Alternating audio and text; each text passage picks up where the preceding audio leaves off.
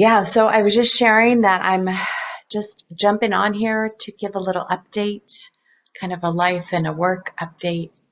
I've been having a lot of movement and shift in my life and traveling and moving and um, just got back from a 10-day trip. So it's landing and getting everything in order, um, taking care of all the bits and details here. So I just moved into a new house. So I have a new setting in my camera now. Um, so and my work. So it's been, I arrived Friday night. It's been raining ever since. The sun just coming out today. It's beautiful. I can see blue sky and white clouds. So that's good. Anyhow, I am in the midst of not only shifting, like landing, let's say, a whole new operation, not only in my personal life, but also in my business life, my coaching as an integrative healing coach and what that means. And new things are emerging that I still haven't been able to articulate, but they're in the process of being birthed. And it has something to do with, I refrain from using the word psychic, but as I was talking to my friend yesterday, um, I was sharing with him my hesitancy to use the word psychic because it has so much historical connotations and negativity attached to it and misunderstanding. And and he shared something really valuable with me that I want to share with you. And I really liked it. I liked the way that he was thinking about reclaiming words, redefining words for ourselves in powerful, empowered ways instead of shying away from words. So I have been using the word intuitive, and I don't know if any of these words are actually, um, appropriate for the work that I'm doing. It's around the biofield, right? Our energetic biofield, and how we hold energetic pictures or apps that are our relationship. They hold our relationship energetically to life. And we download these apps and these pictures through our upbringing, through our culture, through our interactions with people. And if you are a particularly intuitive or sensitive person, as many healers are, people that are helpers, supporters, healers, light workers, coaches, um, body workers, you name it, right? This whole field of healers. Then we tend, not to generalize, to be extremely empathic. And empathic people tend to pick up energy that doesn't belong to them.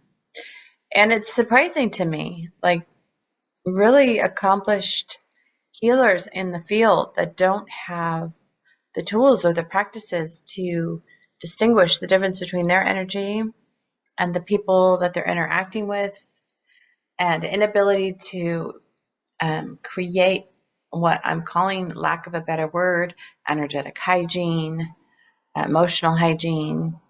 And so it causes people a lot of suffering. People really attached to suffering in the world, not realizing that the more that we attach to it, not that we're ignoring it, but the more that we feed into it, we're actually creating more of it. And that the most powerful thing we can do is clean up our own energy and our own auric field, our epigrid, um, the field in which we're holding our programs, our apps. And that many of them aren't even ours, but we've taken them on as good empaths and healers, trying to heal the energy of other people, which we ultimately can't. What we can do is clean up our energy. And that's the most effective, energetic approach to creating space for other people to do the same. And so this isn't about saving people. This isn't about being a martyr. This isn't about healing others. It's about doing our own work, cleaning up our own house, and how that becomes an energetic imprint for other people around us. Really a permission slip. And that I really, right now, today, it might change tomorrow, but right now, today, I'm feeling super called to start offering these tools more specifically to healers, bringing awareness to one's own energy and how they're using it in the healing field, and holding space for people and what's in that space, like the space between me and you. And there's a lack of awareness and of unconsciousness. For example, I'm in a lot of different professional capacities in different groups and different trainings. I'm constantly learning. Like, in order to be a coach, in order to be a teacher, I have to be coachable. I have to be open, and I'm always receiving my own coaching, my own learning, my own growing, so I can share that and provide that with other people that are hiring me. And so it's a lifestyle, right? It's not like one day you get to a certain point where you know it all.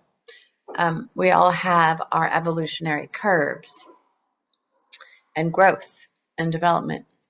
And so I was talking about this third space, right? The space between you and me, the shared space, the epifield, and how we influence each other, whether we're aware of it or not. And so becoming aware of, the space between you and I, and we call this the field. And at least that is the current vocabulary I've been using as I have been diving into this field facilitator training.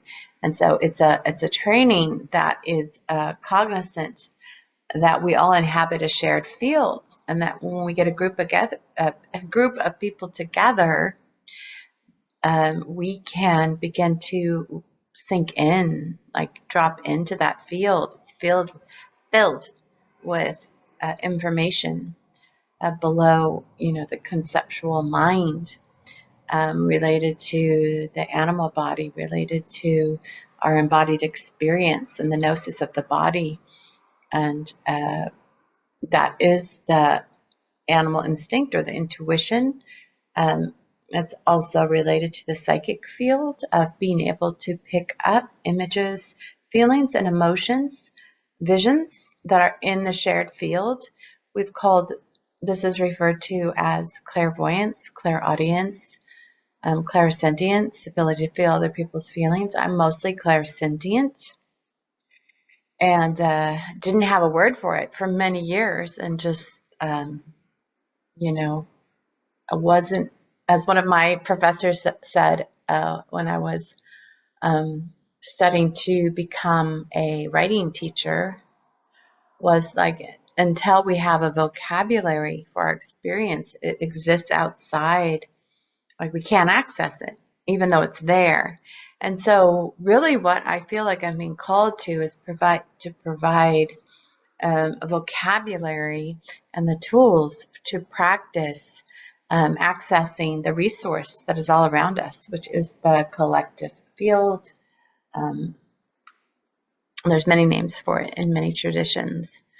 I often refer to the Bhagavad Gita, the field, the knower, the sower in the field. That's a really powerful metaphor for me.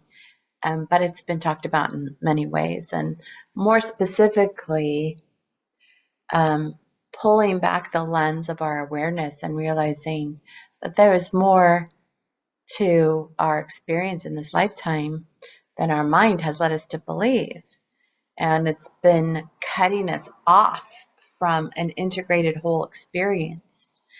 And so that's what really I'm about, is providing the vocabulary that's connected to the consciousness that allows us to sink into a more complete, holistic experience of what it is to be human. And that is actually our birthright and our inheritance, and that it's not until we claim it, till we get a heightened awareness of what of how we've been half living, let's say. But you don't know what you've been missing until you do. So yeah, so I'm not quite sure how this wants to emerge, how it will be articulated, and I'm considering reclaiming this word psychic, but it's more than that, right? It's an energetic quality of our being, and that the degree of disconnect and trauma in the body that we haven't been able to be with keeps us out of the depth of our humanity. And so it's a remembering, a coming back. And so I'm still just reflecting on how I want to articulate this. And if you are listening to this and you have any like ahas or downloads, I'd love to hear them, of what you're taking away of what I just shared with you today. So it's good to see you all. Thanks for stopping by. My apologies for being away, but I've had a lot to attend to. And I haven't forgot about you. It's just that my life has been being up-leveled, let's say, in many ways. And I've been giving myself the space and the compassion and the wiggle room I've needed to attend to what's been going on. So anyhow, I hope to be back to my weeklies, ahas, more consistently now that I'm feeling a little more settled. Although I'm a little hesitant to say that right now, just because of just the extreme shift and change I've been going through at this time. But I'm still doing my coaching. I'm still doing my work. So if you would like to connect and explore your own embodied wisdom, your own places where you've been blocked or stopped, those places that you're willing to grow through, I invite you to reach out and schedule a 15-minute clarity chat. And I can share with you how I might be able to support you through this next stage, this next growth spurt of your life, and offer you some tools and some practices to build that capacity to move through your life with grace and ease and comfort. And even though things aren't always barely comfortable, but that sense of inner knowing, that sense of anchor in oneself, that you begin to ride the waves and even enjoy it instead of going into panic, worry, anxiety, and all the other wonderful ways we've been trained to deal with change or shift or what looks like upheaval in our lives, uncertainty, and find a way to be with that in a way that allows us to move through change in a more grounded and peaceful and loving way with ourselves and others. All right, you guys, I'm going to sign off. great connecting with you. Thanks for being here. And I'll see you this Thursday at 6:30 for my weekly aha moments. All right. Bye for now.